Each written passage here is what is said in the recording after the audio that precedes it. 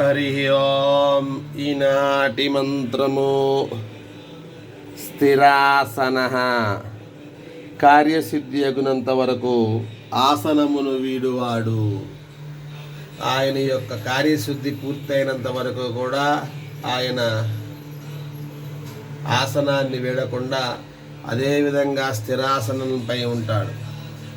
అందుకే ఆయన ఈ కలియుగంలో ఉన్నటువంటి మనలాంటి మానవులందరినీ రక్షించడం కోసం ఆ పద్మపీఠము పైన స్థిరాసనముగా అందరూ అయితే స్థిరాసనంలో ఆసీనులై కూర్చుంటారు. కానీ ఈ మహానుభావుడు ఈ వెంకటేశ్వరుడు ఆయన పద్మపీఠం మీద అలాగే నుంచొని కలియుగాంతం వరకు మనల్ని రక్షించాలని ఉన్నారు. అటువంటి శ్రీ వెంకటేశ్వరుని పాదపద్మములకు నమస్కరించుచున్నాను. మంత్రపఠనం.